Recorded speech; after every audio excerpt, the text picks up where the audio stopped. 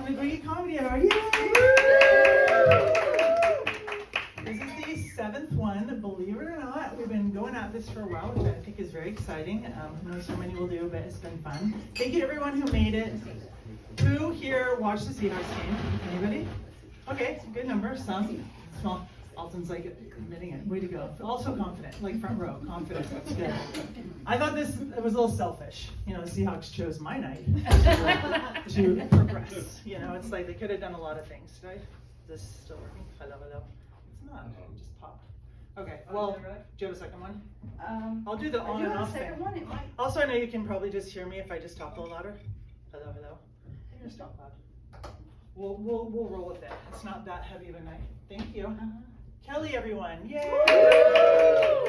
Kelly can fix anything. Hello. Except for Mike, who does not need batteries. What's that? Two dysfunctional ones. Yeah. It's a message from the Lord that we're not using microphones tonight. That's what that is, which is okay. All right, so hooray for the Seahawks. We won. Let's at least be glad. Even if you don't like football, it's so nice to see Seattle happy in January. You know, that's a real stretch for us to have something to be joyful about. I was actually thinking about that. I was thinking about this winter, which has been weird. Who's with me? A little weird. Way too much sunlight, which is great, but it's weird. No snow, which is not that weird, but it hasn't gotten the 20s yet. Who's with me? Oh, yeah. I was saying it's like it hasn't been that cold. Do you know what I mean? Which is such a Seattle thing to say, and we will get back to that in just a moment. But I almost see all of us who are not currently in Mexico and Hawaii. Hello. Here's some Seahawks fans. So these girls are coming from the bar. Let's hear it. Yes. Welcome to Colleen and Don. I know. You guys must be hoarse and happy. There are seats everywhere. Feel free to take anyone. And there are, if you need more alcohol, the bar is open. So you just decide. You guys have these cute little seats here. So your own zone. Yeah. Nice. That's my brother. All right. But I was thinking about how in those apocalyptic movies, people like emerge out of underground spots in caves after a certain point. And I kind of feel like those of us who are not currently in Mexico or Hawaii or have not been there yet, have just been toughing it out day after day in Seattle all winter, are kind of like doing this right now. I'm like, I know you, how are you? It's been really rough. Because you get kind of lonely and weird because it's so dark. And then it started to get more sunny. And I was thinking also about, I think there should be like a special mental health, I don't know if it's a disorder or an advantage that we have in the Northwest, where we turn to show, it's like, oh my God, we got 13 more seconds of sunlight yesterday, guys. Can you believe it? It's amazing. Like, it's actually 1 degree warmer today. I'm so excited. We'll just eat the most broken cookie, and we'll just be so excited, especially those of us who didn't go to a warm beach, and God bless us. So that's part of being a Seattleite. And I like to joke that the worst is over, except for like, you know, February, March, maybe April, June, all of those. Maybe July will be. This is where we're at. We're doing great. So I was thinking about how Seattle was to say that it's been a warm winter, because most people from like Phoenix or LA would be like, I can't feel my face, you know, it'd be so cold to them, which I understand. So I decided to do a fresh list of signs you're from Seattle. Who's with me? Okay, so sometimes I do Bellevue versus Seattle, which is highly entertaining, but okay.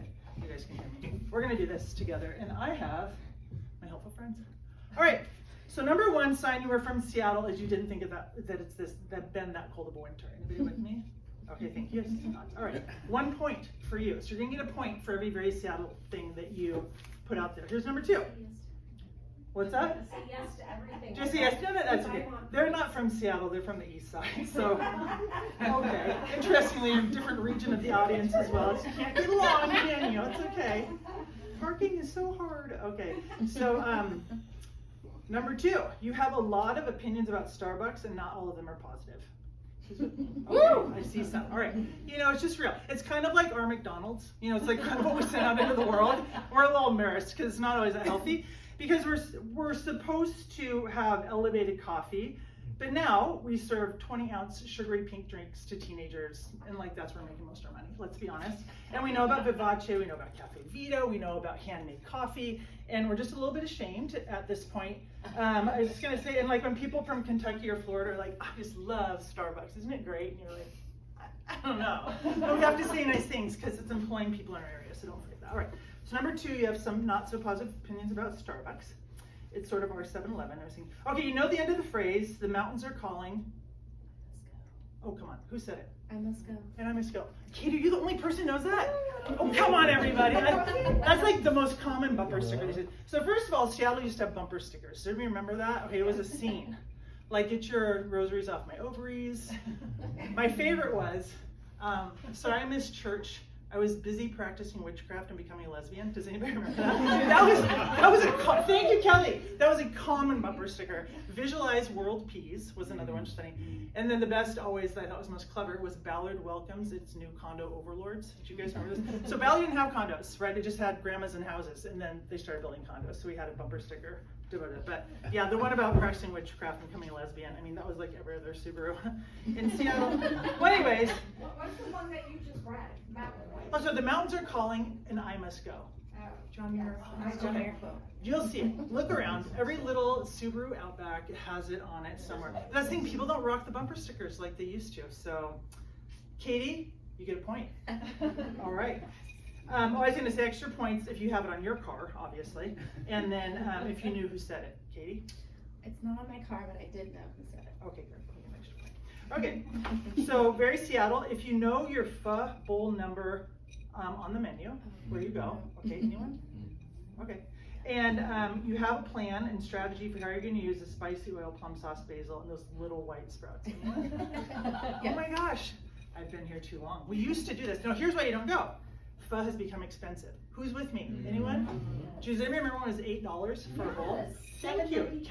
Yes, thank you, Donna. Yes, $7.95. There we go. Under $8. That was a total thing, and but you get a point if you still go to pho, but you don't complain because you're from Seattle about the fact that it's more expensive and you have to tip inordinately just to be polite. Is anybody with me? Okay. Yeah. Like pho's like $22 now for a bowl of pho. That's very Seattle. If you're like, that's okay, I can do it. All right. How are we doing on points? You guys are kind of like, what are you all from Bellevue? All right. If you're sporty and you own high visibility clothing, she can do things in the dark like bike, take walks, or kayak. There we go. Okay, so Katie's crushing it, by the way. She's also a yoga teacher, which she should get a point for. All right. I'm throwing this one out there. This is maybe just me. If I mention the Berry Bar at Portage Bay Cafe, you have strong positive feelings. Okay, there we go. We've got a hand up. Okay, good. Or you guys are lazy. That's been the problem all the time. You know about skiing? No. Do you know about outdoorsmen? No. I love the Berry Bar. Okay. All right, so Portage Bay Cafe, good. We're connecting. This is great. Whipped cream, raspberries, butter, maple syrup. Extra point if you know where Portage Bay actually is. All right, we have some hands up. Which one? Oh, okay, we got a nerd, which is good. There's only a few of us left, just kidding. I thought it was where the Montlake Cut used to be, where they would portage goods over to Lake Washington and back. He meant which restaurant? Oh! Okay, fine. Portage Bay is under the I-5 bridge, I got it. Under the I-5 bridge near Lake Union, that's actual Portage Bay. By the way, my sister offers up this chocolate bar to whoever wins this game, so keep paying attention. All right. If you think the Lake Union hot tubs boats look way fun, even though they're very touristy. Okay, thank you. Have you done it? Are amazing. Okay, so we all need to do it. We need to just stop judging and start going. Okay, thank you, Colleen. I do have this, like, oh, it's a touristy thing. I'm thinking about my tours. Okay, good. You're thinking about it? No, I'm picky. Oh, you're picky about, yeah. About Yeah. You're like, I'm not going to the EMP. That's so trash. Just kidding. All right. So it's very Seattle if you're aware that your outermost coat layer is your fashion, like, outing for the whole winter. Like, this is how people know you, by your outer layer coat. Okay, anyone? Okay, so you get a point for that. And so you think about it a little bit. Doesn't necessarily mean you're going to make a great choice, but at least you know. We're going to talk about that more later, Seattle fashion. Woo! All right. If you know that Seattleites check out more library books and other materials per capita than any other city in the U.S., and you're a little bit proud. Okay, big nods back there, right? So, but if you've reflected on the fact that it's probably because of our antisocial, lonely, cold weather life in winter, where the only friends we have are books. Okay, that's we know the dark side of that wonderful statistic. Last one. If you were a little disappointed but totally not surprised that our multi-million-dollar New Year's Eve Seattle Space Needle presentation got obliterated by fog. Like, what do you think? It's going to be sunny? Like stars? Get over yourself. My sister's like, there was one bird on the Space Needle. I was just like, yeah. The Weedle on the Needle saw it. Anyways, how'd we do? Did anybody get any points? Yeah. All right. Does anybody know how many points they got? You're going to make it up, aren't you? Anybody get 5 or more? Who's lying there? Okay, front row. Okay, do we have any 6? Not sure. Not sure. Okay, well, we can, maybe I'll come up with a final bonus question. What's that? A quick recap of the. Oh, you want to count it down? I don't know if we can do it, but we'll find one more bonus question. I'm going to find a way to give that piece of chocolate away, okay? It's not my fault you people can't count. You know, I was asking too much. It's okay. So regarding Seattle and fashion, I was reflecting on the fact that much like Starbucks is kind of our McDonald's / 7-Eleven, the 2 major fashion brands that we have pushed out into the world, like to malls, you know, anybody want to name some of them? Eddie Bauer and REI, basically. Nordstrom isn't really like from us in that sense, but this is us. So Eddie Bauer and REI. Does anybody remember Eddie Bauer back in like the 80s? When it had the one big department store, like there's a handful of locals. And do you remember the color options at Eddie Bauer in the 80s? I mean, I see like fuchsia, technical fabrics, but it was brown. Brown. Yeah, brown, I say brown, tan, and olive green. And if you're really getting spicy, they did postal blue. And you're like, well, I might get that, it's kind of fun, you know? So this is what we're giving the world, you know, fashion-wise. And I remember they had a big basement at the REI, and the Eddie Bauer on 5th Avenue. And they had all the sales stuff. It was so fun. So we'd like run through the, you know, clothes and stuff. And I remember getting rag wool sweaters and gloves was like a very hip Northwest thing. But so because it was like not smart wool, so it was just horrible and itchy, but you thought you looked cool. Okay, thank you. We have some Northwest here, people are getting it. I also have to admit that, and I just have to say, I think people from out of town are easy to find, because it's like women wearing pink wool, you know, like pants or something, or like off-white cashmere sweater on a rainy day. It's like, we can't do that here. We have to live as if a mud puddle is about to explode in our face. That's basically how we dress.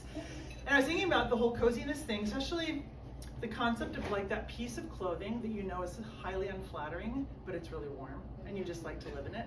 So I've had a number of these in my lifetime. So you're always like, you know, it's the Old Navy, you know, sale rack. It's kind of a weird brown, but it's a little too big fleece jacket. And it's like Santa's hugging you. That's really how you feel. Like, I'll just wear this inside. Okay, I'm definitely moving this.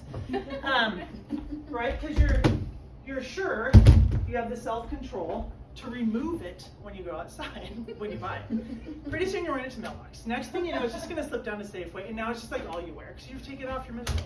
So I have to be careful about how low I go with my fashion. It can get pretty dark, pretty unflattering, but very comfortable. So that's my thing. So yeah, we'll all get to July together. Does that sound good? We're gonna do this, okay? Rock your fleece. So much like how the Seahawks are selfish and they put their games on my show day, and see the calendar. I was just thinking recently about, I'm of a certain age, which we'll go over tonight, and a lot of my friends I feel like are getting really tired of being parents. I'm just gonna throw it out there, it's really tiring. They get to this like late high school into college, trying to get little efforts to launch, you know, just fly, you can do it, just go. And they just seem worn out in a different way. They're just like, man, isn't it, you know? And then college is expensive and all this stuff. So they're starting to snap a little bit. And so I was thinking about how exactly, you know, selfish children are. It's kind of remarkable. Just kidding. And, but with these memories of kids, I also just like, of course, was remembering how they are so hilariously, poignantly clear when they're little, right? Do you guys remember this? Does everyone here have at least one story of a kid just like knocking your socks off by saying something crazy, right? This is the joy of children. They're absolutely nuts. I see my friends over here like this. Christoph just bows his head. I guess they're mine. I don't know. So I was just going to tell a couple funny kid stories, and I just wanted to open it up, but of course we don't have a mic. But if anybody has a remarkable kid story they would like to share, we can make it like a sharing circle tonight. It has to be under 3 minutes, otherwise I'm going to cut you off. Okay, good. So if anybody has a story, you can tell it. But I was remembering just recently I was at the Green Lake Pool. And the Green Lake Pool, if you don't know, has a really large sauna, which is the big delish. So after you go swimming, you get to go in the sauna, which is really good. And I go in the sauna, and who's in there? It's Mr. Sporty, I rock climb, bearded Seattle dad with his 7-year-old daughter, maybe something like that. And they're talking. and it's like very nerdy. So they're discussing the swim strokes and like sharing a lane. And I'm sitting there watching this and I'm like, isn't she a little young for the sauna? And boy, haven't they been here a long time. So at one point, this little girl, all of a sudden, who's been just talking to her dad, goes something to the effect of like, well, that's weird, I didn't see that either, woohoo, or some just real non sequitur. And her dad goes, what's that, honey? Literally, this is what I need to say every day of my life. She goes, Dad, I'm just going to be mumbling to myself over here, so if you could not pay attention, that would be great. And I was like, you know what? I should have a t-shirt that says that. Like, that's every day of my life. All I ever do is mumble to myself. I loved it. Dad, I've been mumbling to myself for a while here. Poor thing. And pretty soon she was just losing it. She's like, why is that person swimming with no arms? And what, going to lunch soon? I was like, get her out of the fucking sauna, Dad. I don't know. I was like, that's like tisk, but whatever. I'm not her dad. So I left and they were still in there. I'm just saying. So poor little girl. I felt like her thoughts were like a ping pong and a hurricane. They were just like, I was like, whoa, okay, you need water. I know, it was bad. Not that I ever think parents don't do a great job. And so the second one is my niece, who is now 6'1", so she's taller than me, has gorgeous red curly hair down to here. She's a freshman at Bellevue High School, just scored 30 points in her last basketball game, I'm just gonna say it. So she was an awkwardly tall, highly athletic baby, basically child. She was always big and strong and able. So my brother puts her down for a nap one day. This is like diaper range. She's probably 1.5-ish. So he's going back upstairs to get her because he starts to hear some rustling and probably like thinking, I'll pick up, my drowsy child and we'll have a moment of peace together. It will be so sweet, right? He gets up there. Not only has she climbed out of her crib, so she's gone up over the edge at like 1.5, which is just because she's too tall baby. So she's up and she's hanging onto the bar. So when he gets there, she leaps up, lands, puts both hands in the air and goes, I did! And he was like, every joyful thought went into, we got to nail down everything. Like, do they make tall cribs? Anyway, so in my family now, when you have something happen that you did that you're really proud of, but is a little weird, you just throw your hands in the air and you just go, I did it! In honor of Lily. Her little brother came along and we're at a Starbucks one day in a Safeway. So they have this little seating area, this little chillin', trying to just all eat a little snack, spend a long day with the kids. My mom is there, my brother, his wife, and the 2 kids. And the thing about being a child is you have these really dense, non-responsive, tired people called adults that you have to work through to get like everything you want, right? They've got the car keys, they've got the money, they've got the food, they've got everything. So Mac this is my nephew Mac, again awkwardly tall, and he's moving. He's just starting to talk more and stuff, and we have forgotten something at Starbucks that he would like, and he's trying to communicate to the stupid adults that he needs a cake pop. Okay, everybody know what a cake pop is? So Starbucks, again, why are you selling cake pops? Like, remember your roots?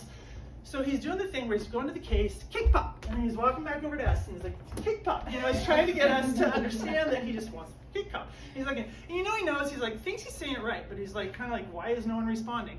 Of course we're doing the, hey buddy, we got banana bread, just have a seat, have some milk, cake pop. So eventually, he's probably done it like 15 times. I mean, the kid is losing his mind, which is cake pops.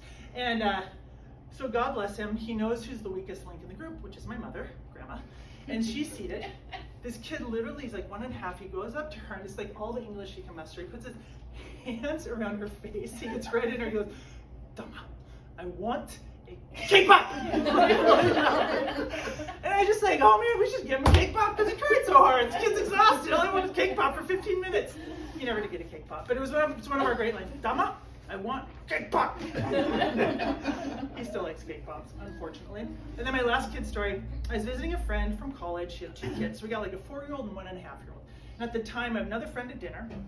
This guy, Sam, and he's sitting there, I'm sitting here. I'm kind of by the baby, which is great, so chill. This is Barbie, Hanukkah, And Tenzin is about 3.5, 4, is sitting next to Sam. And Sam glances over, and I can see he's glancing over. Tenzin is not just chilling, waiting for dessert. So mom and dad are in the kitchen doing some sort of transitional meal thing while we watch the kids. No. Tenzin has her forefinger way up her nose, like just way up there. And it's not even like a subtle kind of just hanging out with you guys doing it. She is focused, her gaze is down, and she is just working on something. And so Sam's kind of giggling, I'm kind of giggling, and she kind of catches her, she goes, there is a booga in there. And he goes, yeah. And so eventually she extracts it, he hands it to the napkin, we get rid of it, but there is a booga in there. It's like, that's such a kid thing, right? I'm telling you right now, I'm working on something, so I kind of need you. I'm mumbling right now, so don't bother me. So anyways, she's now a junior at Middlebury, and I still like to tell her that story. Her hygiene has improved, but so she came a long way from that. All right, so Seahawks. all hail. We're going to the Super Bowl. That is really fun, though. I love that. Okay, it's going to be fun. I love how we're so Seattle. It's like, should we be happy that our football team is good? It's kind of brutal, that sport. They should hike. So, in a funny twist of fate, not only are the Seahawks turning 50 this year, so am I! I don't know if you know that. Yes! Okay, so our birth year is retro. Just so you know, you can get on a ball cap, you can get it on a sweatshirt. There's Starbucks cards with our birth year because we're so old that it's artsy. That's what they said. The amazing Seahawks have struggled through 50 years in Seattle, just like all of us born in 1976. So I get to spend the whole year watching my birthday be shoved in my face, which is vintage. Thanks so much. So I'm going to work through that on my own. I will be starting a support group. I'll tell you about that in a minute. But so I was thinking about this, and I was thinking about the Seahawks and also the Seagulls, because I'm part of the group, and that I could have been a mother to any one of them age-wise. Okay, so we're at that point. I am older than them by a lot. And Seahawk, okay, I could totally see myself giving birth to a Seahawk. I'm large, I'm muscular, I'm strong, I'm very athletic, like big hairy dude, mustache, very aggressive and weird, like total NFL material. Like, absolutely, baby, you go. Let's get you another whole pizza to eat. You're like, I would have done it. And I'm like, yeah, you're going to be in the NFL. Good luck. And I was thinking about, could I have produced a seagull? I do not think so. The number of genetic hurdles this young woman would have had to pass through to win a spot on that team, pretty much impossible. First of all, way too tall. There are no tall seagulls. Have you noticed this? They like the uniform, like 5'4"-ish women. Okay, I get it. Little waistline, not too muscly, kind of just like cute, like soft but sporty. She would have had to be into dance. I don't know, not me. And makeup. No, like curly hair, not a seagull thing. That's not a seagull thing. They all have blowouts, if you know what that is, men don't. And then I was also thinking about, like, I could have given birth to a nerdy girl. That would have been my strength. So the seagull thing, I also probably would have given her like some heavily multi-syllabic Catholic name like Bernadette or Magdalena or like Dolores, right? And she would be like, Mom, can I be Cindy? And I'd be like, I guess so, baby. Okay. Just let that family name go. Gertrude is a legit family name, so I'm just saying, you know, these are directions I could have gone. So I recognize that it would have been a miracle. Also, I was thinking about in my family, we're often tall, but we're not the kind of tall where people are like, oh, do you model? You know what I mean? Like, that's a kind of tall. No one asks us that. It's like, do you play basketball? That's our kind of tall. So I long for my forlorn and socially starved seagull daughter who I would like, you know, have taken to dance class. Like, guess we aren't playing basketball. Even volleyball is a sweeter sport, but dance, come on. But I was thinking about the seagulls. Tonight, great example. What were you doing at 5 o'clock? Wearing a lot of clothes indoors, being warm, right? They were out in 38 degrees dancing at halftime. Did you realize that? Do you remember what they were wearing tonight? Anybody see it? Mini skirts, bras, and boots. That's all they had on. That was the whole show. 38 degrees. So I was thinking about our seagulls, because think about the Dallas Cowboy cheerleaders. These women are in Dallas, so it's warm. They have a retractable roof on their stadium. I did my research. Outfits basically the same, like little. And really 90% of what makes NFL cheerleaders great is they look good naked. That's basically their strength. I mean, I know they can dance, but let's be honest. So our seagulls are out there in 34-degree, full-blowing wind, sleet, anything, being perky. I mean, let's just stop and do that. Okay, good job. And they're not paid. That's what I understand. So I've started a campaign tonight. You can join me. It's called Make the Seagulls Hotter. Okay, because I already has the joke. Don't worry, it's coming. I think it was just 1 hour of garlic fry sales at Lumen Field. Do they sell garlic fries at Lumen Field? What do they sell? I don't know. Fries, whatever. With 1 hour of sales, we could buy enormous, like, jet fans. Maybe Boeing has these that blow 90-degree air at our seagulls the whole time. So just the wind's blowing and it's like so warm, and they would feel better. So, do you guys like my Make the Seagulls Hotter campaign? I think they deserve more help because I don't want to be outside in that clothing or inside, really. It looks uncomfortable. The other thing is my feet are too big. I could never give birth to a seagull because they don't make boots in my size. Just saying. Have to spray paint men's boots white. All right, so make sure we got all that kind of stuff in general. Okay, so when you see the Seahawks 1976 stuff, just think of me and Annika and be proud of us. Okay, good. So I was thinking about the Gen X-ness of us all. And hold on one second. Oh, yeah. That's right. Hold on one second. Oh, yeah. Oh my God, that was perfect. Okay, so this is what it is. Yeah, everyone around 50s, starts to worry about their mental acuity. I'm just gonna put it out there because we're all like, I think I can hold this together, but I don't know what's happening with this thing. That's crazy. I just remember things, you know? So I'm with my cousin, who's 75er. This guy's like 6'8", by the way, big dude. So it takes a lot of time for the blood to get to the brain. We totally get it. And he and I are talking about cold and flu season, and he's gotten into nasal lavage. Do you know what I'm talking about? Where you put water up your nose and it comes up the other side. And so he's like, yeah. So every night I just bring out my come on, buddy, you can do it. So I'm like, every Gen X bone in my body is just rooting for me. Like, come on, you're gonna get that word, brother. You're gonna get it. And he did. He had a neti pot. Did you guys know that? No, okay, thank you. Everybody's like, I knew that. Anyways, so we're having these moments now about our mental health, and we're a little bit worried. But if you have any suggestions, let us know. We're into supplements, just so you know. So if you have any supplements, we'll take them. Here comes my brother. Come on in, Jimmy. You're the star of the show. Yay! C. Awesome. He taught me to do that. He didn't even do it right. That's okay. Okay. So I am now a yoga instructor. So I became one in my late 40s. So I am one of the few, one of my fellow teachers right here, Katie, who is ancient. Okay, so a lot of yoga instructors obviously are younger. They're often blonde and very cute. Good for them, hey. So, and there's all these outfits they have. They're like pastel or fun colors, and I've decided to just let it rip on my vintage 1976ness. So I tend to wear navy. I wear top to on navy. You know, it is flattering. That's why I wear it, okay? I don't need to wear light pink. Shows everything. And then I've really leaned into the music because we have it. Gen X has the music, right? So I literally stuff my classes with Depeche Mode and The Cure. Ooh. I've got some Joni Mitchell to start when we're just warming up. I'll do Paul Simon. I'll do all of it. I don't care. And you know what? The children love me. Okay, so a lot of the youth come to my classes, and I'll tell you why. Because I'm also a mean shit, right? I don't give a crap if you don't like the class. I'm not going to give you a modification. If you're tired, lay down. Isn't that just so simple? So I do have this style where I'm a little bit, my inner basketball coach comes out, and I'm just like, I'm not going to stop for you. Okay, you're gonna like catch back up when you feel better, whatever you need to do. And I was thinking about where that comes from. It's I think there's a big generation gap in this sort of like, if no one cares, you don't feel good, a little bit like pull yourself together. And I was reflecting on this. My sister and I were on a little girls soccer team. So I'm in 6th grade, she's in 7th, maybe 5th, 6th. And we have our little pennies. We were West Side Soccer, West Olympia. We just played a game. And this is back when you did not do year-round sports because your parents wouldn't take you. They're like, I'm not taking you to whatever the hell practice you have in Everett or whatever. So we're out in West Olympia. We're literally, I don't know where we are. We're just in a field somewhere. We're surrounded by a forest inside a soccer field. Everyone is left. Everyone. Every child, every coach, every adult. There are no snacks. There's no water. There's no phone. We're just chilling.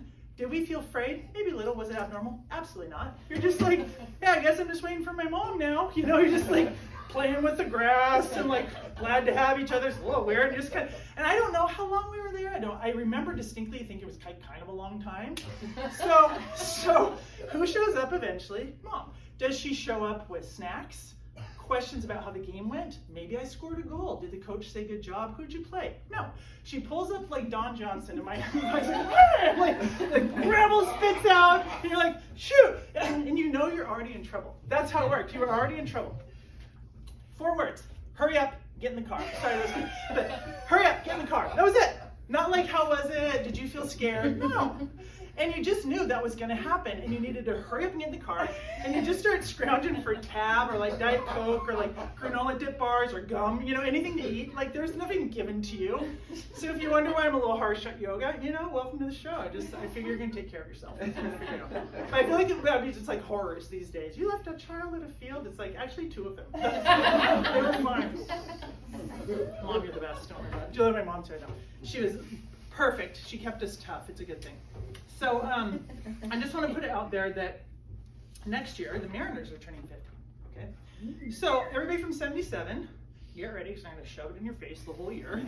77 golden years, golden girls. So I'm going to start a support group. I've decided for those of us who are having our birth years just popped right in our face, and we're going to do fun things. Okay. So fun things we're going to do because we're born in the late 70s. We're going to put our hair inside ponies with neon scrunchies. Okay, that's going to be one thing. Oh, welcome. We're going to listen to Depeche Mode, Duran Duran. Allison, you made it. Well, this is a treat. Some of your people are kind of in the middle there if you want to sit over there. Yeah. Allison came all the way from Burien, Washington. She's a mom. I mean, so many reasons she should not be here, but she is, and that's a good thing. But I decided, yeah, our support group, I don't know if you have other suggestions if you're Gen X, we could talk about how mullets are actually attractive. That would be a fun topic. Things we did while Journey Faithfully was playing, like emotional high points and low points. Maybe we were crying, maybe we make out, whatever it is. So if you want to join my support group for people from the late 70s, I'm starting it now, along with the Make the Seagulls Hotter campaign. So just keep these things in mind because you might need us one day. I was also going to say that I do believe there's a thing where you can find Gen X people really easily in a public setting because if you play Duran Duran or Depeche Mode or New Order, we just start to move. Like we can't help it. We're like, I've heard this song a long time. Some part of us is going to start to move. I think when I'm old, I'm just like, give me Godfather's pizza with rabbit pellets. I want root beer that has high fructose corn syrup in it. I need a Miss Pac-Man game and just leave me alone. And like play the tunes. I'm gonna be so dopamine out. I'll just be like, oh great, thank you. That's what they should do for old folks home for us. Just like constant dance music and crappy food, and we'll be like, thanks guys. I feel relaxed. Okay, so are we good with our feelings about Gen X? I even call my yoga playlist the Gen X playlist, and I hear. And I'm like, you guys are gonna love it. All right, so lucky for you, I'm not the only person here tonight to entertain you. To entertain you, we have back for the third time an amazing up-and-coming comic. This person, for all my chipperness, is totally caustic and sardonic, and you're gonna freaking love it. It's great. But this is the great, the amazing Madison Dunham. Bring it.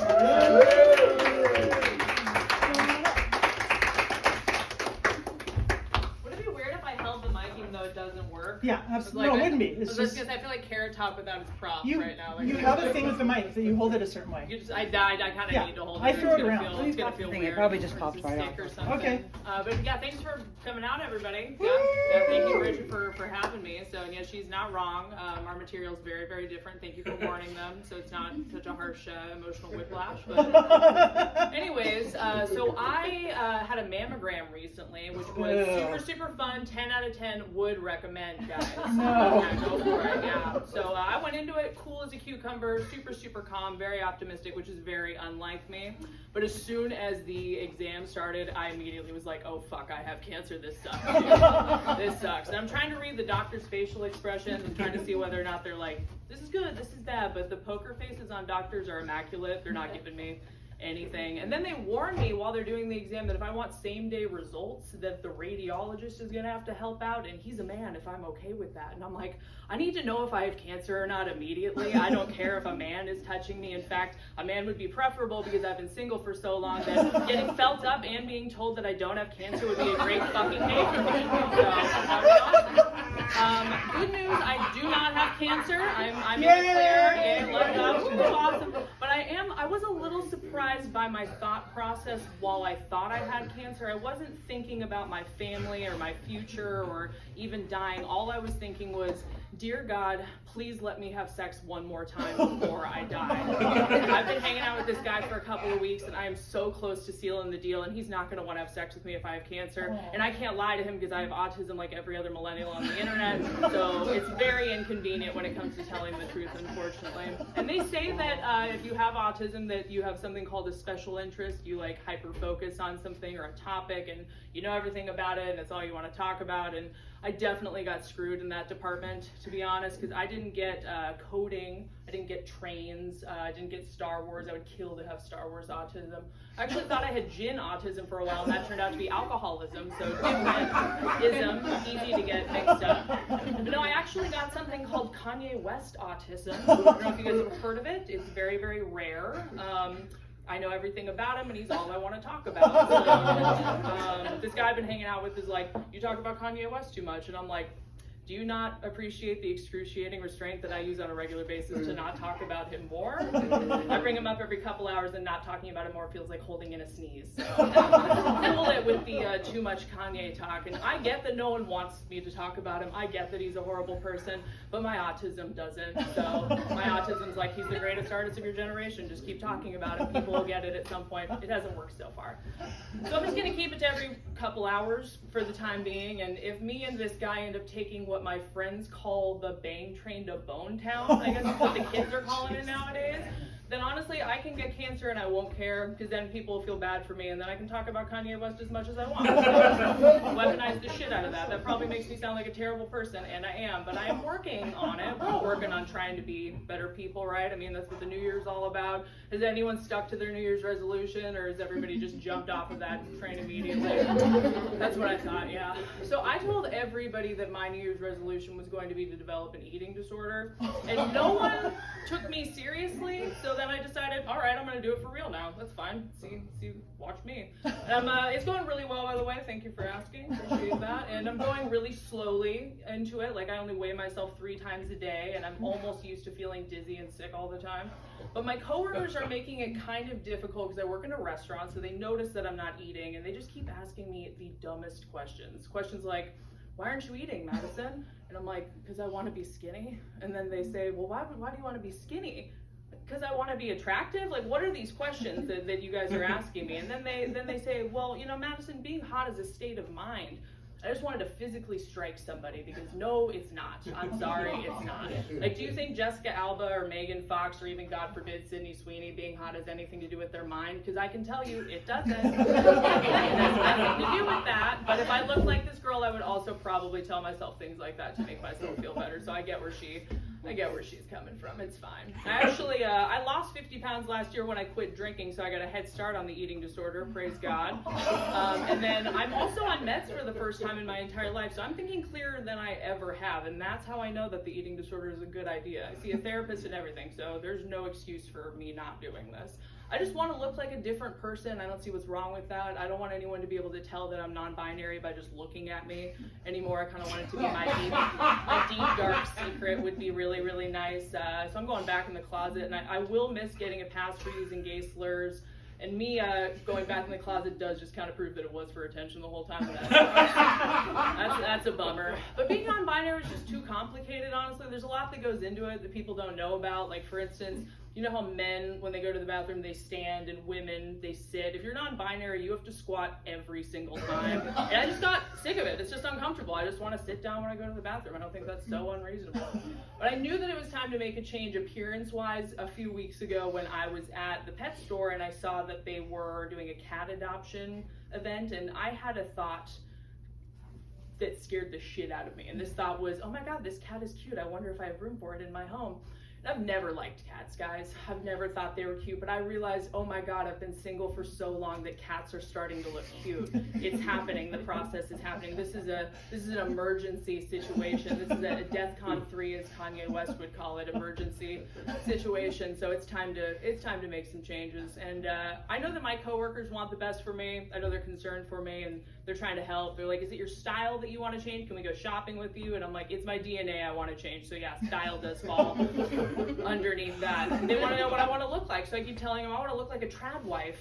And they don't know what that means. And so I try and break it down a little further. I'm like, I want to look Republican hot. Does that make sense to anybody? I think that's me being pretty clear. They still don't get it. So I finally tell them, I'm like, I want to be objectively attractive to men who hate women. Does that make sense? That's what I'm going for. I just want to be skinny and blonde and have a husband who's kind of mean to me, who hopefully likes Kanye West, and just leaves me at home with the kids all day, where I can trade in my drinking problem for a prescription drug problem and make sourdough bread that I can't eat all day. I mean, this is the domestic bliss that I never knew that I wanted until I got as clear-headed as I am now. And I look forward to settling down with this angry Republican man someday, that or ending up in the hospital for malnutrition, whichever comes first. I can dream, can't I? We all have goals, so, you know, that's just one of them.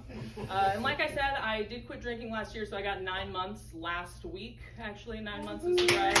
Thank you, appreciate that. I did almost relapse a few days ago, though, so don't get too excited. I was hanging out with my brother, and we were at a bar together, and I had a soda, and he had a beer. They were sitting a little too close to each other, I guess, and I went to go reach for one, and my brother even said, like, hey, don't get them mixed up. And I was like, I'm not gonna get a beer and a fucking soda mixed up. I'm not an idiot, brother. And I take a sip and it's totally his beer. And I panic immediately because I'm like, what do? I'm in public. I can't just like spit the beer everywhere. But if I swallow it, then that's like a relapse, right? So I did what any normal person would do. I just spit it back into my brother's glass. He was not happy about that. It's like, I warned you and now you just ruined my beer. And I'm like, I'm your sister. Just drink it. Don't be weird, dude. Make it weird. Just drink my spit. Yeah, so that was not great. And I've been wondering for a while now what I would do if I had a drink. People are like, you can't have one, and I'm like, maybe I could, but I can tell you from the sip of beer that I swished around in my mouth for 30 seconds, I would not be okay, because it awoke something inside of me, unfortunately. I went outside and I immediately smoked 2 cigarettes back to back. That didn't do anything. And then my brother and I went to a movie where they would not stop talking about how peace and respite in this dark world, in any way you can get it, is not so bad. And I'm just like, can you please stop saying that? Man, that would be so great. I don't need to hear that right now. It's not what I need. And I don't even think my drinking was all that bad, if I'm being honest. I thought I was really good at it. I never drank and drove. I didn't drink before work. I never blacked out or anything. But towards the end of my very successful drinking career, I was doing all of those things. In my defense, though, the one time that I blacked out, I took Klonopin and drank. So does it count? I don't really think so. Don't do that, by the way. You're not supposed to do that. But yeah, I didn't really think that it was that big of a deal. So now I'm just, I just got to stay away from the booze, which is fine. And again, I'm on the meds, and this is after years of friends and family begging me to go on medication, and me always saying I don't need to be on them, and then finally saying, no, we need you to go on it because you're awful to be around. So, and they were right, because I'm doing much better now that I'm on it. But now all I have are cigarettes and taking obscene amounts of mushrooms at family gatherings. And the antidepressants that I'm on make it so that the mushrooms don't work that well. But I found out through trial and error that if you don't take your antidepressants a couple days in a row, the mushrooms work great. So kind of found a way to cheat the system there. Unfortunately, I am on the one kind of antidepressant that if you don't wean yourself off of them properly, you can have a seizure. But so far, so good. So I'm just going to keep on keeping on because it is working out for me. So yeah, I'm just going to keep doing what I got to do to stay away from the booze, whatever it takes, because like I said, I can still taste that sip of beer from a few days ago. It's haunting me. It tasted like kissing Satan on the mouth, and Satan is a really good kisser. Thank you. Madison, Dunham, everybody! Yeah, can't tell a lie. We know that for sure. Great job. Oh, so many good thoughts. That was wonderful. Thank you for sharing. The whole theory of like why you want to lose weight just got better and better. I want to be skinny, and I want to be blonde, and I want men to like me. Is that not obvious? Like, why does anyone lose weight? I don't understand. Is that not why? I don't know. People, I guess, just probably just have that one reason, if we're being honest. That's it. So, That's yeah. it. Otherwise, you're just uncomfortable for no reason. Mm-hmm. So I have 2 songs to play tonight, and I thought, well, I'll play one now because it's related to the Seahawks, and we just kind of wrapped. And you guys look so cute. So we have to, our super Seahawks fans over there. Okay, I was going to do 2 Bulls songs at the end, but we've changed our mind. The royal we here, all of us. I'm keeping this out here in case I have another neti pot moment, but I should be okay. This one I played a few times. Okay, so yes, this song is about Seahawks, but it is from the perspective of someone who deeply does not care about Seahawks. You know what I'm talking about? Oh yeah, like half of Seattle. Okay. Anyways, my brother calls, he has like south of the border or north of the border, which is terrible. People aren't in like the core of Seattle. It tend to be the majority of Seahawks fans, let's be honest. You get into the core, people are like, are they playing today? That's crazy. I didn't know. Okay. So in particular, Capitol Hill, bless it, I think it's great, totally fun, has traditionally had a large portion, we have a lot fewer now because Seattle's gotten more expensive, of hipsters, right? So crowd that tends to stay out on the edge, thinking differently, totally not being mainstream in any way. And I felt like, so this song, I should say, is from 2014, when we also went to the Super Bowl. And at that time, I noticed that I felt like even the hipsters were just putting on a little bit of blue and green and getting kind of into it, because why not? Because everybody was so happy. So this is my song from the perspective of a Seattle hipster who is now rooting for the Seahawks, like she's decided, and how she thinks about that. Okay, so this also, to be fair, kind of reflects the amount that I get into football, which is almost not at all.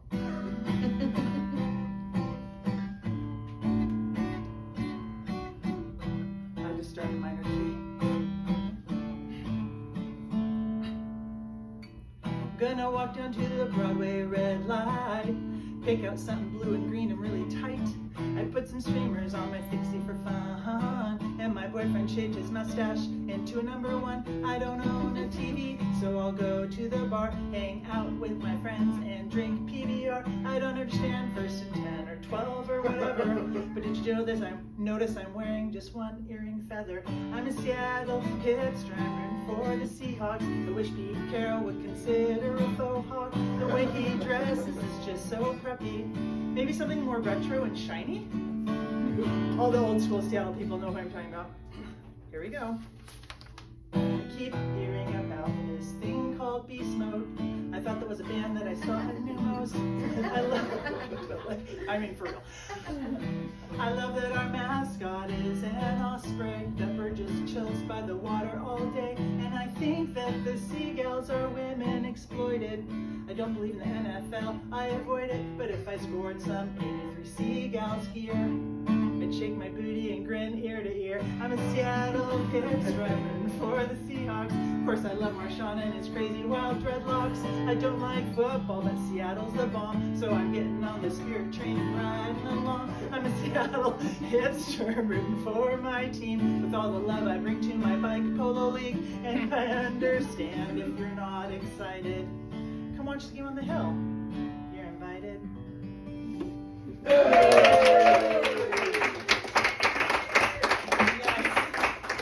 Bike polo, mustaches, retro clothing, important things on Capitol Hill. These are essentials. So, yeah. And I have to admit that I don't think I understood first and 10 till like, I don't know, my mid-30s. And then I was like, oh, I get it now. I get we're trying to get down the field. Whoa, you guys, that was amazing. And I actually was a cheerleader in high school very briefly. And we did this cheer. First and 10, let's do it again, whatever, go. I literally had no idea what I was saying, just, for decades. Decades. I didn't even know there was something to know. I just inherently don't. For some reason, I just don't care. Okay. Oh, and the other thing I used to love to do is refer to their uniforms as outfits. That really gets under boys' skin. I love their outfits. Uniforms. I just like that there's spandex on the back, on the bottom. Right there. Okay, so, new topic, Belle. I still need to come up with one more competitive reason someone's going to get this chocolate rather, but we'll figure it out. Okay, so I'm a Seattle cyclist. Anybody out there with me? Okay, handful, just a couple. Good. Alton, you're my new best friend. Sorry. Who out there loves driving around Seattle with all the bikes? No. Yeah, there you go. No. By the way, the 3 people in the world who hate Seattle cyclists the most are my mom, my brother, and my sister. Like, they're the worst. They're so terrible. Although Madison has confessed a bit of, you also are not so into. Oh, big time, yeah. And I drive a Prius too, so we should be on the same side. We're not. You're not on the same side. No. Would you do me a favor and plug that in? I just realized I didn't do that right next to you. Thank you. Just gently without moving too much. Thank you. Okay, so. A little bit of tension. We got the cyclist and like everyone else, because it's a little bit annoying because cyclists are little and vulnerable and they have their little 2 wheels and they wear that tight little spandex and you just don't want to bump into them.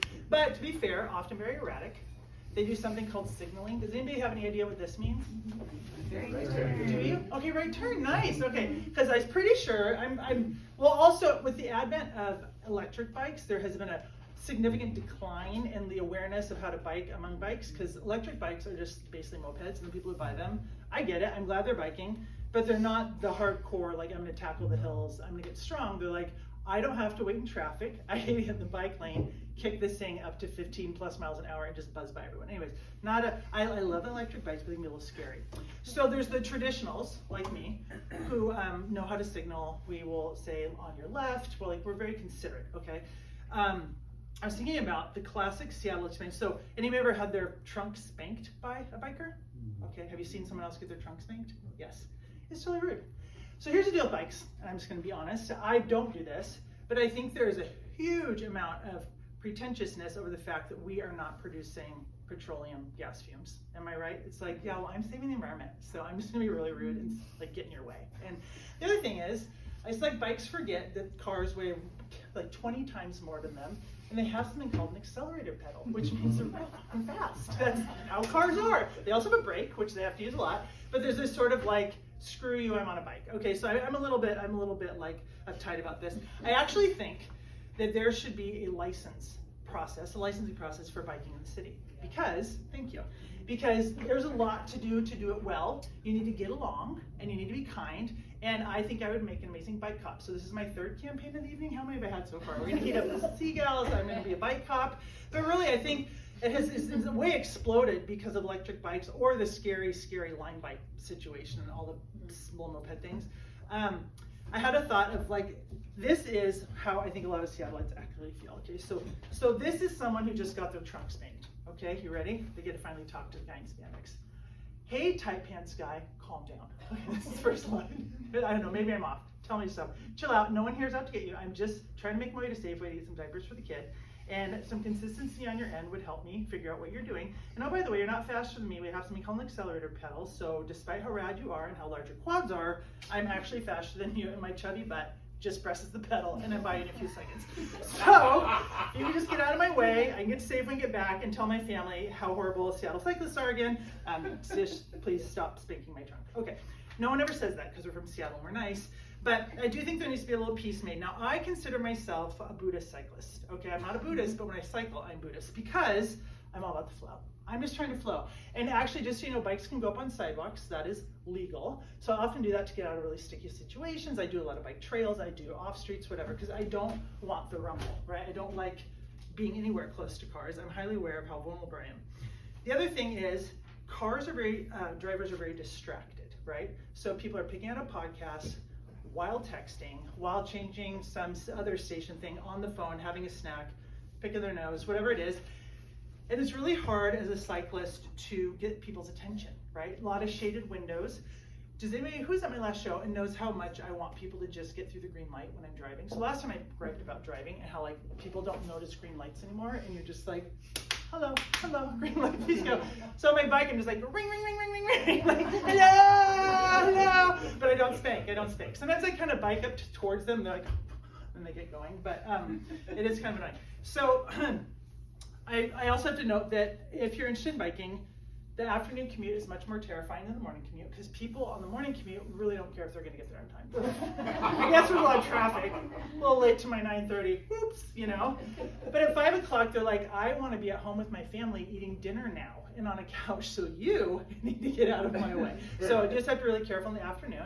I was reflecting too on how Seattle used to be much more wild west, right? It was very no rule zone with biking. Remember, you know, there's green paint now. We have the green paint. Like, this is for bikes, green paint. We didn't have any green paint until like 2015, I think, or something. I remember when they put in the 2nd Avenue bike lane, I literally cried a little bit because I was like, oh, it's like protection. That's crazy. But it's also kind of a thrill. I remember I had a commute at one point where I would bike home at 5 o'clock-ish under the viaduct while they were repairing the pillars and getting them earthquake repaired. Do you guys remember that whole project? So it's like pouring rain, January, lots of cars, no bike lane. I did that, it was exciting. And now, the bike lane at the waterfront is so palatial. Has anybody biked on that thing? Oh, it's like you should be getting shoulder massages from city employees while your bike's like, oh, this is very nice, thank you. Can we get you some water? It's just so cush now, and it's so different. So, I have a lot of back in my day when it comes to biking, but I really do love it. And I have to say that part of it, I'm not saying is like, biking is fun. So to me, I actually just like biking for the pure joy of it. I mean, it's fun, right? It's a form of play. Yeah. So I love it. Some benefits of biking that I think people don't really think about, smell. You just smell the world when you're on your bike. So somebody's making bacon, they're making chocolate cookies, somebody just cut their grass. Burning oil, not my favorite, especially when you're biking uphill, that's the worst. But obviously fitness, stronger legs. There are some other quirks. I will say other bikers I don't find to be the most friendly. Like Scott, I know you're a very friendly cyclist, but a lot of cyclists are kind of uptight and not fun. I don't know if you've noticed that, you know, just saying. But the thing that I do like is in Seattle, when you're on your bike, a lot of times you're gonna encounter a hill. Okay, so lots of hills. So that's a lot of reason why people don't bike in Seattle, because it's a little bit brutal, unless they have the electric. So when you bike up a hill, and maybe just because I look weak and tired and like hammer time, people will cheer for you. Do you know this? Thank you, Alton. Yes. Girl, I see you. I see that. That's good. You go. No, keep going. Come on. It's like they think I'm going to suddenly roll backwards if they don't keep cheering for me all the way up the hill. I've had construction workers, random male people, all kinds of people. It's really adorable. And I think what's really, they're like, that looks so miserable. I never want to do that in my life. But you do that. So inspiring. So, yeah, we have bicycle support. And that's really nice. So I actually have a little song I wrote, so we'll do another song. This one is about biking in Seattle. It's a call to unity, which is really the answer. Now that we bikers have all our beautiful lanes and sharrows, that's what those arrows are, we share the road, where there's the arrows, sharrows. We just need to all get along. I'm just gonna keep this here. Okay, so I truly love it, and this is my ode to it. Everybody just hang on one moment. I did memorize it, but you know, sometimes these things go a little sideways, and you know, I am vintage. Oh, there we go. Okay, I had it right where I needed it. This is my bike song, but just for you guys, because why not? Oh wait, here we go. I had to, again, start in a minor key because it's a difficult topic.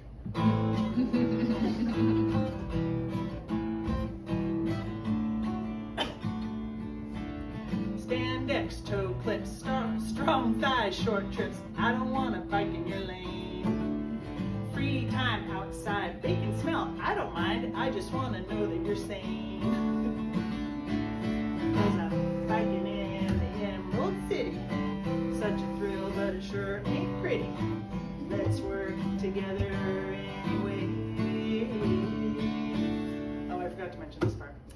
Triathletes who have suddenly decided to become triathletes, suddenly become cyclists. Okay, so here we go. Because their only goal is speed. They don't actually, Alton and I need our own support group. They want speed, and so they come at it trying to cut us all off and like go fast in the city, which is not really appropriate because you gotta be nice. Okay, here we go. Ding dong triathlon, I've been biking very long, thinks I should get out of his way. Thank you.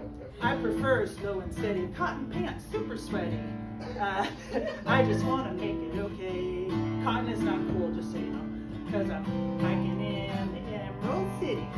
Such a thrill, but it sure ain't pretty. Let's work together anyway.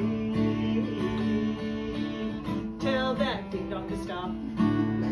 Nobody likes a snob. Have some do, we're right here with you. Biking is a form of play. Friends think I am crazy, but they know I'm not lazy. Got no one to ride with me. It's true. Other bikers aren't so fun, just me, rain or sun. Biking makes me feel so free. 'Cause I'm biking in the Emerald City. Such a thrill, but it sure ain't pretty. Let's work together anyway.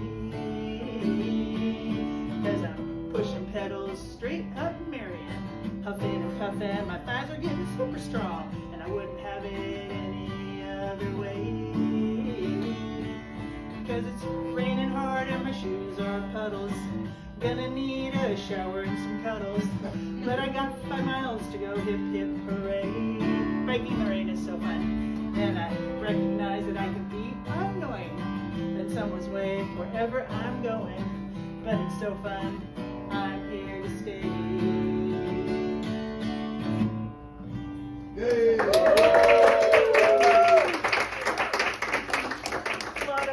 It's a lot of feelings, you know. It's complicated, it's fun. Does anybody want to bike more now or less? Okay, more. Monica, you're in down. David, good. Well, summer will make it easier, I'll tell you that. Okay, I've blown up most of this, which is fine, doesn't matter. But I do know. Yeah, so my last sort of thing I wanted to cover, which I find actually more stressful than biking in Seattle. Who is a Costco member? Anybody a Costco member? Okay. How intense is Costco? Is that just me? Do you guys feel that way? Alton, I know you're with me. Okay. I'm not a member, but. Okay. See, I've not been a member personally. Yeah. Maybe you guys have more skill. I bought a car this summer with Costco tires. So I got a big nail in the tire and had to go in.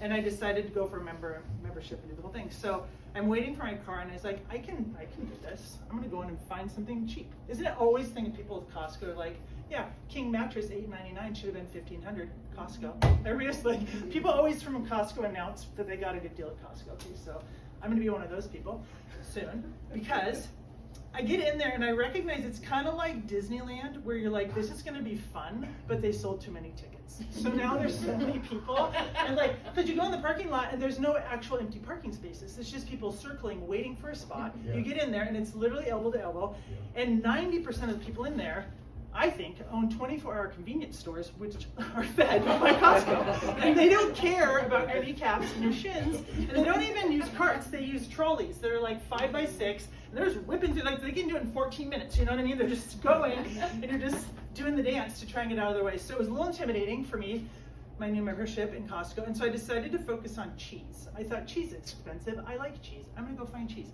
So I go to the cheese area. Did you know you can buy like 2 pounds of feta at once? Okay, mind blown, you know, eat that much feta. Back to my theory that's people with major businesses shopping. And then, or small businesses. The wheel of brie was like size of my bike tire, so I was like passing on that. But I found a chunk of Dublin or cheddar, and I was like, I can do this. I wanna say it was like $7.99 or something crazy. Okay, thank you, this one, she's like, I know, right? It should have been like $50 if I bought a kiosk. It was like so much cheese. I totally, so here I am bragging to you about my cheese that I finished like last week after 3 months, but it's really great. That's the problem. I remember seeing like a $12.99 pound of, like 5 pounds of almonds for $12.99. I'm like, that is the cheapest almonds I've ever seen, but it's like, how am I gonna eat 5 pounds of almonds? So I made it through my Costco experience. I was really proud of myself, and I was reflecting though about people's true love of Costco. In particular, my mother is one of these people. I don't know what you guys know about my mother. Anybody want to guess what my mom's favorite part is about Costco? Free things. Sample. Heck yeah. It's like these little red Targets set up all over the store. They're so excited. She's like, she finds a new one, and it's just like this rush of dopamine. It's just pure joy, and there's a person in a hairnet and an apron, and they've got something, and you don't know what it is until you go up and talk to them. It's so exciting. And 90% of the stuff she doesn't even like. It's like energy bars, or like sticky pistachio crap, or, you know, fish sticks. You know, she's not gonna eat it. But then, if you get to a table that she does like with it, so it's like salmon burgers. Oh, don't mind if I do. So usually she's turning people down, like, maybe we'll be back. She gets to the salmon burgers, suddenly she needs like 3 of them. You know, so it's awkward. So now it's become dinner. By the way, each one of her children would also like 3. You know, it's like this poor woman in there, and it's like, it's called sample hour. It's like, no, this is dinner. And she comes by, honestly, because my grandpa, child of the Depression, would only go to Costco during sample hour, right? That was the only time he went. He fully just, you know, tucked that wallet in the back pocket. It's dinner time. He didn't care if it was soy-based chicken or like meringue pie, whatever it was, just toot. All done. Don't need a chicken bake tonight because I just ate at Costco. So anyways, I'm getting used to Costco, and I intend to return in like 3 months when I've recovered my full strength. Maybe I'll bike there and get like one thing. That would be fun. So, how is everybody? Any final thoughts about the Seahawks children, Annie? I think she deserves the chocolate because she knew the quote. I'm not going to throw it because I'll hit somebody. Let's just do it right there. Katie Schroeder! The quote was apparently difficult. We've come so far down, everyone. Come on, John Muir, let's do it right now. Come on. I think we should take a moment to clap for our Seattle Seahawks. So fun. Most of you obviously might be on my newsletter list because you're here, but I thought you should come up and see the names I wrote. I put Chuckles, right? We've got Ben Laffen, all right, and we've got Sil E. Haha. Okay, so if you want to be next on the list and make sure you're on my newsletter, that's the sign-up sheet. And I'm going to do another show in April, and I think that's probably everything. I think that we should bring up Madison Dunham for another round of applause.